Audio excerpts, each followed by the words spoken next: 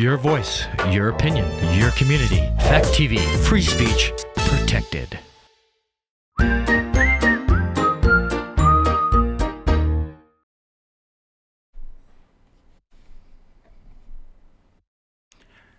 Is this movie based on a true story?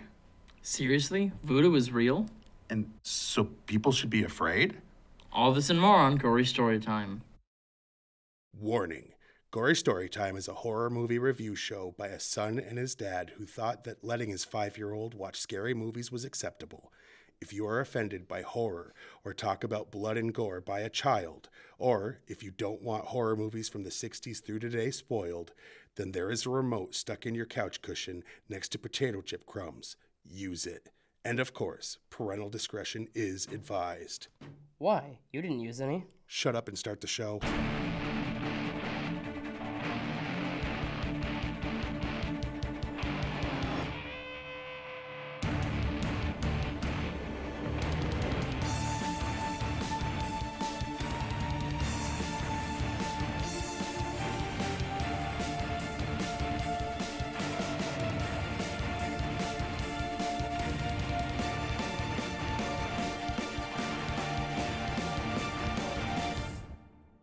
Welcome to Gory Storytime. I'm your host, Jason.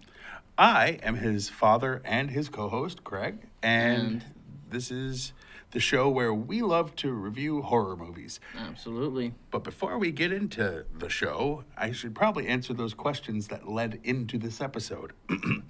Yes, and I mean, yeah. Go line those up. Anyway. So this week is the third of our 4 movie venture into the inspired by true events category of horror. Which we've done a few times. This category, but we've done quite a few movies like that this. have been. Yeah. This week is The Serpent and the Rainbow. Yes, something that you've been wanting to see for a while, I've been waiting for so long to see this movie. Basic premise, an American works for a company, and he's shown pictures of what is supposed to be a dead person come back from the grave. And he's supposed to go check it out and see how this dead person is now not dead. Absolutely. How these zombie things were happening. And he goes and does his due diligence and gets himself arrested by the Haitian government because white guy asking too many questions about voodoo. Yeah. That's basically the premise. Yeah. Without giving, important plot points away, that's the skeleton of the story, you know? Absolutely it is.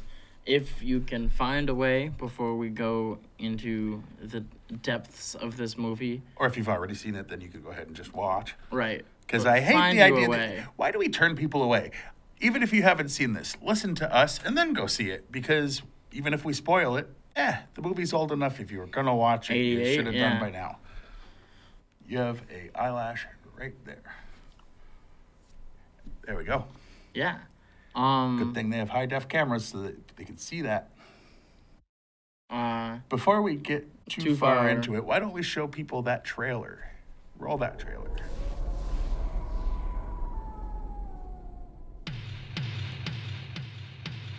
From Wes Craven, director of A Nightmare on Elm Street, comes a story of the forbidden world between life and death. There's a door to the mystical. And you just walk through it. Somebody brought him back from the grave. And I want to know how they did it. Death is not the end. I'll take your soul. You think you can take these people's secrets and just walk away?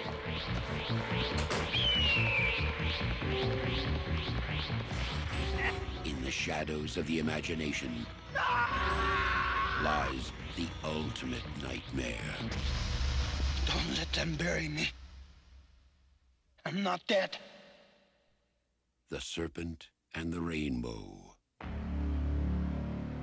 That's a great trailer. That was really a good trailer. Basically, it showed a little bit of what to expect from every part of the movie without saying, hey, this is what's happening because of this movie. Like, I like that. It seemed like it gave you enough of a hint, made it look more action-packed than it is, because it's more of a drama. It's not an action movie. It's not an action movie, and they definitely were like, explosion, punch, kick. It's like, well, okay. Hold up. That's not. I don't remember action. All right. They cut it together so it looked more like it, but it still would intrigue one, and it's worth watching. Before we get into the behind-the-scenes information, or as this dummy likes to call it, the meat and beef of the show. First and foremost, and for those who don't know, the reason he said that was... I'm an idiot. He meant to say the... meat and potatoes. Meat and potatoes, and said meat and beef. Because we don't eat potatoes. We're on a no sugar, no grain diet. Yeah, very strict. That's why we had pizza last night. But anyway. Right. Before that, though, we have to actually dip into why we're really here. You might think, but this is for a local TV channel for free. Why would you do this for so long? Well, that's because you couldn't be more mistaken. We are more willing than some to sell ourselves for cash. Yeah.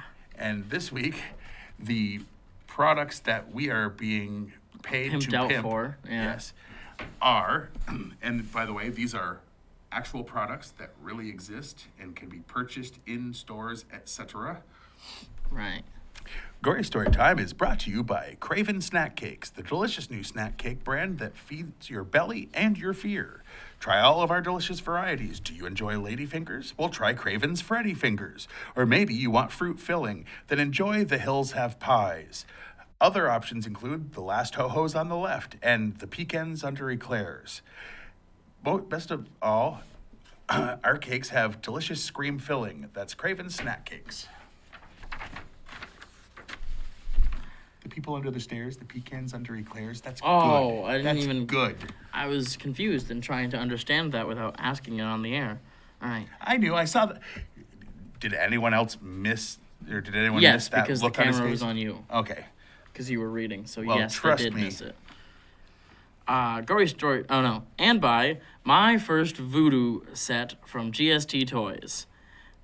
Similar to the chemistry sets of the past, my first voodoo set gives you step-by-step instructions on some lower-level voodoo curses and potions. Included with your kit are an array of herbs that can help you with your dark magic. Once you've mastered these entry-level spells, we also offer second and third tier sets.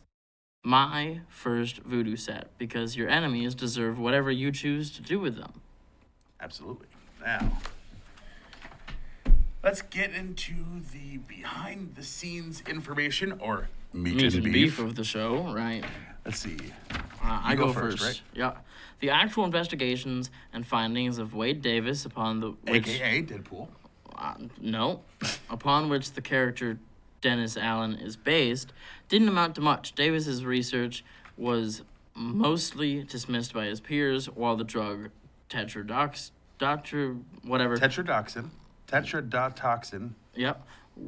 Which the film states has been under extensive study and was a mystery to science, was actually already well known in 1985 and today is used as an anesthetic. All right. Far from the mystery drug the film portrays, tetrodotoxin has been known... I love when you don't look at the facts, and this is basically saying the thing that you said, except it's giving a little more in depth. It was known as a poison since 1774 when the crew of a famous explorer James Cook ate a local pufferfish, then tried to feed the remains to the pigs kept on board for fresh meat. The crew experienced numbness and shortness of breath while the pigs were all found dead the next morning. It was later discovered that the crew survived a mild dose of the tetrodotoxin, while the pigs ate the pufferfish's body parts, which contained most of the toxin, and died as a result. This historical fact carries over into the film when Mozart states that the zombie drug cannot be given in food that would kill completely. Inspired the song Voodoo by Godsmack, an alternative rock band. The band wrote the song while watching the film together. Voodoo is also used every year at Carowinds amusement park during the annual Scarowinds Halloween haunt. Okay. The character of Christophe Durand is based on a man named Clairvius Narcissi, who was stated to have died in 1962, later risen as a zombie by a local Haitian witch doctor.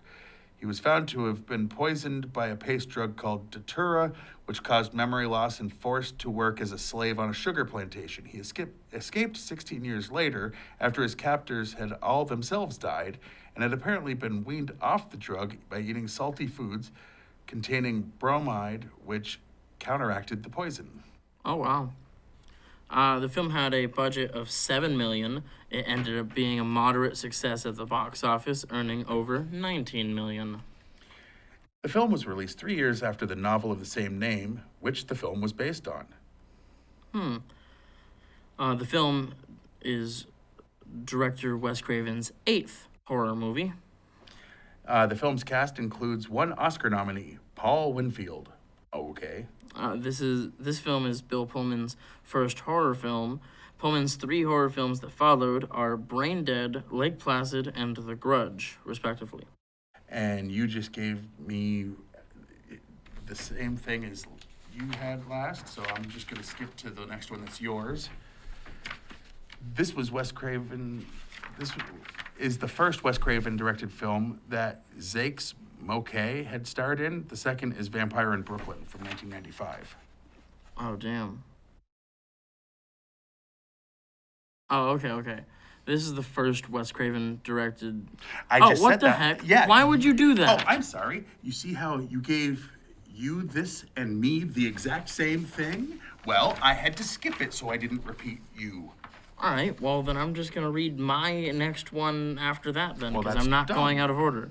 This film is Paul Winfield's first horror film. Winfield's second horror film is The Legend of the Gator Face. See, this is why you need to pay attention to what you're copying and pasting. This film is Zakes Moquet's second horror film. His first horror film was called The Island. The other 3 that he's done are Body Parts, Dust Devil, and Vampire in Brooklyn. Okay. The 3 different scores were composed and rejected for the film while it was in post-production. First one by African percussionist Babe Tunde Olatunji, who had I'm sure you got that perfect. Oh, probably not, and I don't mean any disrespect, who had never done a score before. Then his score was replaced with a new one by Jeff Coase and Jesse Frederick, but because filmmakers liked the feel of Olatunji's score, they based theirs on it as well. Then they were replaced by Charles Bernstein, whose score was similar to previous one by Coase and Frederick, and then once his score was rejected, they finally went with one by Brad Fidel. So, 4th one. Wow. Okay, in the Night at the Round Table episode, Emily Zarka wants Haitian director to remake the movie, and Derek Hayes wants Jordan Peele involved in the hypothetical remake. Okay, the next ones have spoilers. In the beginning of the film, the viewer is shown Christophe Durand's funeral, present at which is Dargent Patrod, who is looking very nervous. Later in the film, it is revealed that Durand was poisoned with a zombie powder by Patrod, and that this created the appearance of death with the powder wearing off after about 12 hours, given that Durand is shown dying in a hospital at around 8 or 9 the night before, and the funeral is presumable the next morning shortly after sunrise. Okay. Patrod's nervousness is adequately explained in that he is worried Durand will come out of his zombie spell before he is buried. Yeah, no kidding. I'm Okay. glad that was spelled out. A note is imposed on the final scene that states that scientists are studying the zombie powder and that what makes it work remains a mystery. There's also a disclaimer at the end of the closing credits that states that Davis came back with rare powders that are subjected to intensive study in the United States and Switzerland, and that apart from these facts, all other persons and incidents in the film are fictitious. The exception is Jean-Claude Duvalier, the Haitian dictator who was in fact ousted by a popular revolution in 1986 and who appears in the film in archival news footage. All right. When Dr. Allen is poisoned in Lucien Celine's villa, he grabs a Haitian man who emphatically shouts, "No, no, no, no." This extra actor was seen earlier in the film playing a grave robber where he shouts the same phrase, his only spoken line, as he flees a cemetery, following discovery by Allen and Marielle Duchamp. Excuse me. The footage of Jean-Claude Duvalier, whatever, fleeing Haiti in the middle of the night was an actual event that took place on the evening of February 7th, 1986. It would seemingly, therefore, set the exact date to the last night of the film's story, when Dennis Allen has his final confrontation with Pétrod in the basement of Tonton Macoute headquarters. And the body count is 4. 2 of them don't count because they come back. So it would have been 6, but when you don't stay dead, it doesn't count as a body count. Yeah. All right. And then... Yes. We like to give you the people and the critics' scores from according to Rotten Tomatoes. For those who don't know, the scores are everybody gives it either a thumbs up or thumbs down in their own way, and they just find an average of what percent give it a positive score. So the higher the number, the more positives, the more thumbs up. It doesn't, like, if they give it a B, that counts as a yes. If they give it a C, it counts as a yes. If they give it a D, then they hate it. So that's basically the way it works. Right. To break it down. But the people have it at 56%. And the critics have it at 65%. And we are frozen. Okay. Well, No? Okay. as long as Never it's mind. working, I don't care All that right. we can't see us move. All right. We can't see us move most of the day because that's what Yeah. we do is sit on our, no. Oh, no, I don't want to do that yet. Not yet. What is your least favorite part of this movie? Since I know you enjoyed it, I'll give you the harder one first. I guess my least favorite part, and this is only because I'm nitpicking, when the Haitian witch doctor guy that he was trying to talk to switched out the goat. Tried to be all slick. I mean, he knew that was going to happen, though. He did. And so that was a positive I part. know. Okay, I get it. You're Nitpicking. Yeah, absolutely. I'm going to go with the fact that they call it a true story. Inspired. I know, but they say it's inspired by a true story, but so much of it was false and Yeah. not what happened. And, that I guess I kind of would want to see a movie of the true experience, but maybe this is because there's so much with hallucinogenic drugs in it. This may actually be his memory of it. It could be. So the I mean, fact if this is what he wrote in the book. with, obvious lies that they did and add at the end with the toxin or whatever that they were like, oh, they're studying it now and they just found out about it. Yeah, in 1776, not 1985. Well, in 85, they had already been using it as, or whatever. They already knew about it. In 88, the movie came out and said it's soon to be discovered. Yeah, or it had just been discovered. Yeah, I don't like that part. So I get that. My favorite part? Yeah. Which also happens to be the most horrifying part. Voodoo exists in this movie, explaining that zombies can actually happen, and I love zombies, so that's awesome, but that's also horrifying and a revelation that everyone should be scared of. Quick question. Do you love zombies because you are also continuously searching for brains? They aren't, so I know. knock that off forever. I know. But the joke still works. I don't care. Blah, blah, My blah. No, favorite it's- scene, it's kind of a couple of shots that they put together towards the end with some beheadings. Because there's people that you don't want dying that you're like, oh, snap, that actually makes sense that the government behind it would, like, take this dude out because of the... Yep. So, like, as much as you go, oh, that guy died, you know what? It makes perfect sense because they're being ruled by a dictator. Yeah.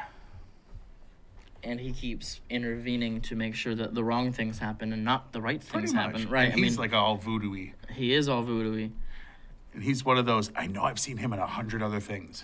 Yes, he absolutely is. Absolutely. Of course, he reads Bill Pullman, and then when Bill Pullman comes on, he goes, hey, I recognize him. I'm like, you recognized his name separately from recognizing him. Didn't realize you were recognizing the same guy twice. No. Good for you. I had no idea. Anyway, it's like he was Lone Star in Spaceballs on a scale of 1 to 10. Yes, that's from now on, like meat and beef, on a scale of 1 to 10. We said that a few weeks ago too. On purpose? Yeah. Because I don't think I ever said that on purpose. I could have had a slip of the tongue. And then we said, oh, we're going to do this for the rest of it. And then we never fell off again. Yeah, well. Yeah. So on a scale of 1 to 10, this is the third in a row. I'm going 10. I'm going to go 8.5. Not because it's not good, but because it doesn't have a lot of scares other than, like, what's that one that you hate there? Rosemary's Baby. Oh, my goodness. Well, he hates as a horror movie. He loves the movie. There is a difference. There is a huge difference. He really enjoyed what he considered to be a boring very drama. Dark drama comedy. But I think it's scary in the same way where it's like the implied stuff and the fact that it's like, wait, any of this is real is scary. Yeah, the part that any of it's real. But it's not so much scary like, you know, Jason or Freddy are scary. It's right, but they're also not 10s on my list. So true, which is, if you think about it, it's less scary by design. Yeah. Yet a better film to you. But that's what so that's why I'm going 8.5. Yeah. All right. So why don't we shout out all the info at the end? That stuff. There it is. That. All right. You can watch the show on Fact TV channel 1076 Thursday. You read it. Thursdays at 8:30 p.m. and Fridays at 7 p.m. You can like us on Facebook. And like I say every week, not just like us on Facebook, but I mean like the show Gory Storytime. And you can also like Fact TV. And if you like Fact TV, then you can see the live stream of this and many other things.